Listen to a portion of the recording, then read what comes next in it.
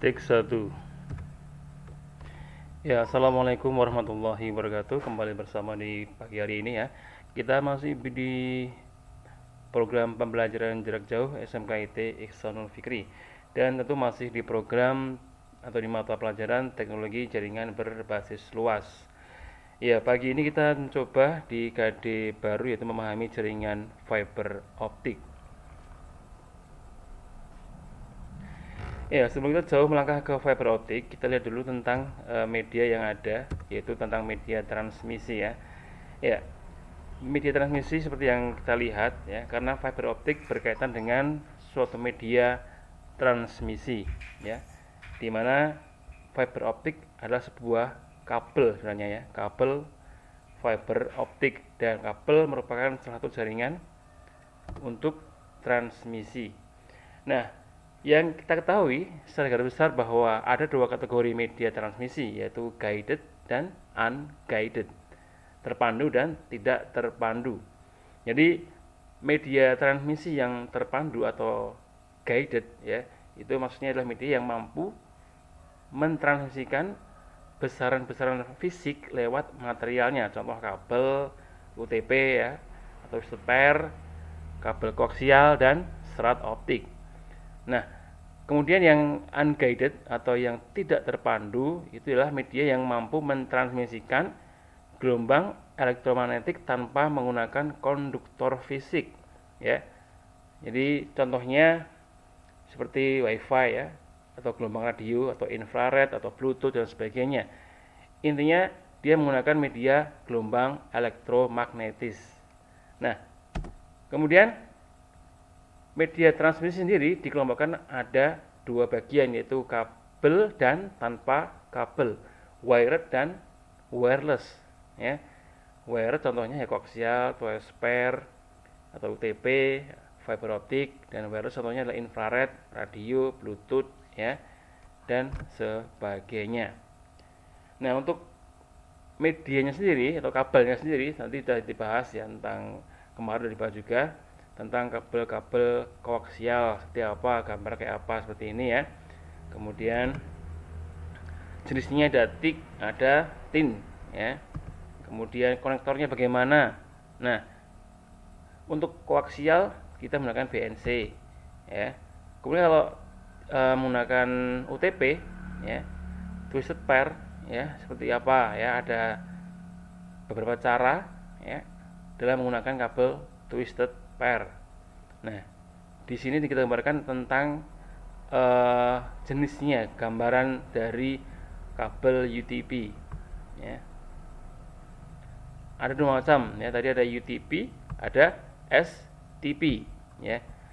Unshielded twisted pair sama shielded twisted pair. Nah, di sini bedanya hanya dia berpelindung dan tanpa pelindung. Jadi fungsinya hanya penggunaan ya, penggunaannya hanya untuk internal, yaitu yang UTP, dan yang shielded berarti bisa dipakai di luar ruangan. Oke, kita kembali ke fiber optik lagi.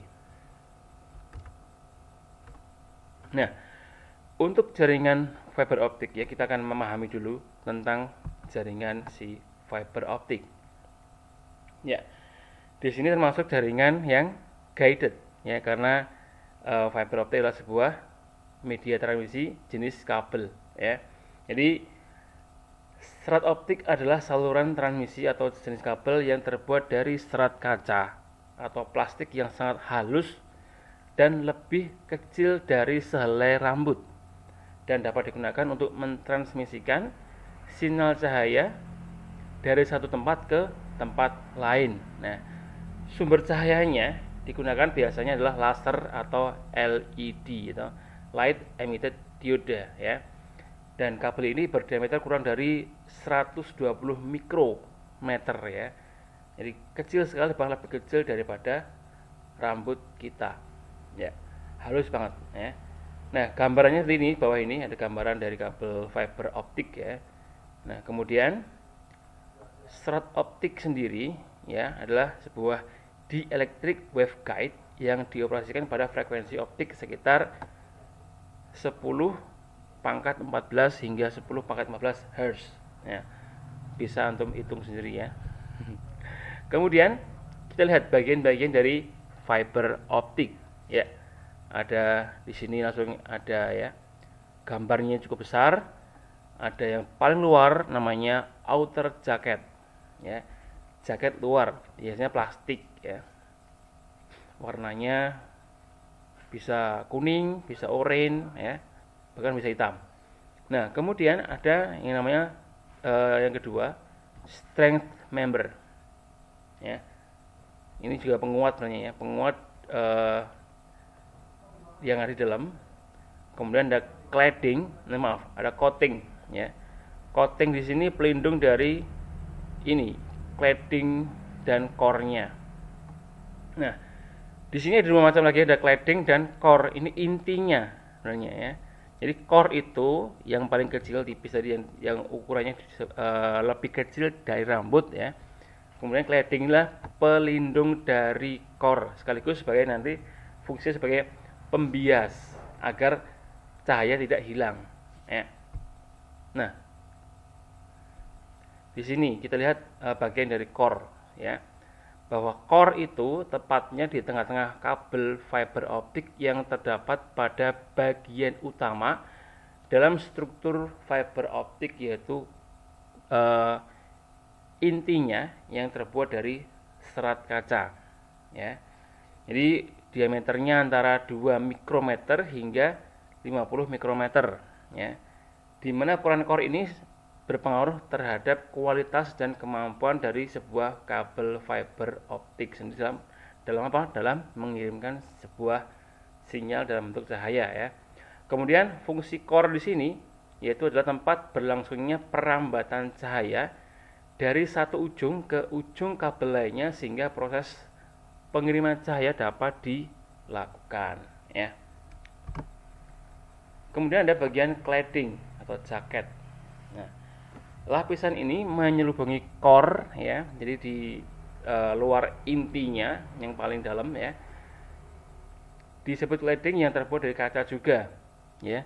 Nah, indeks bias yang dihasilkan lebih kecil dari core-nya ya, di mana hubungan indeks bias antara core dan cladding akan berpengaruh atau maka mempengaruhi perambatan cahaya pada core. Jadi mempengaruhi besarnya sudut kritis. Nah, intinya seperti cermin ya. Jadi fungsi cladding ini kayak cermin, jadi dia akan memantulkan cahaya biar cahaya itu tidak keluar, ya, tidak merambat keluar dari inti. Ya, makanya indeksnya berbeda dengan cladding, ya, dengan core, maaf. Nah, diameternya sekitar 5 mikrometer hingga 250 mikrometer, ya. Jadi fungsinya fungsinya sekaligus sebagai pelindung core-nya ya.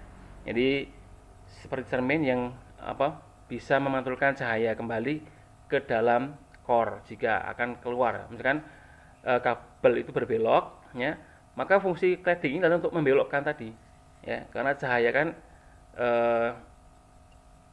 bisa berbelok sebenarnya ya, tapi sudutnya tidak terlalu kritis, tidak terlalu tajam ya. Nah, kemudian bahannya ya, bagian coating sekarang, mantelnya ya, atau coatingnya. Pada bagian luar cladding terdapat mantel atau coating yang umumnya terbuat dari bahan plastik ya. Adapun fungsi coating pada kabel yaitu sebagai pelindung mekanis yang menjaga serat optik dari kerusakan yang dapat terjadi ya, karena lengkungan kabel atau gangguan luar lainnya seperti kelembaban ya, atau mungkin ya tadi ya, tekukan ya, lengkungan ya, dan kelembaban juga mengaruhi dari perambatan cahaya. Kemudian ada bagian yang paling luar tadi ya, ada string member dan outer jacket ya. Di sini materialnya, jadi string member atau penguat material ya, jadi dan outer jacket itu merupakan lapisan terluar dari sebuah kabel fiber. Nah, fungsinya tentu sebagai pelindung yang menjaga kabel dari gangguan luar ya. yang bisa menyebabkan kerusakan pada bagian core-nya. Kemudian pada optik biasanya diselubungi dengan lapisan resin yang disebut dengan jaket. Nah, jaket ini berbahan plastik ya biasanya. Lapisan ini juga menambah kekuatan untuk kabel serat optik walaupun tidak memberikan peningkatan terhadap sifatnya ya. Jadi tidak memberikan peningkatan terhadap sifat gelombang pandu optik pada kabel tersebut, tapi lapisan ini bisa menyerap cahaya dan mencegah kemungkinan terjadinya kebocoran cahaya yang keluar dari selubung intinya. Jadi ada lapisan tadi ya di outer jaketnya tadi ya. Nah, tambahan lagi ya. Kemudian kita lihat karakteristik dari fiber optik. Nah, pada kabel jaringan fiber optik sendiri terdiri dari inti yang terbuat dari tadi serat kaca ya, yang dilindungi oleh beberapa lapisan yang bersifat sebagai pelindung ya, yang diselubungi ya. Kemudian konektornya ya, konektor yang umum digunakan adalah konektor jenis ST ya. Namun sekarang ada jenis lain yang digunakan yaitu jenis SC.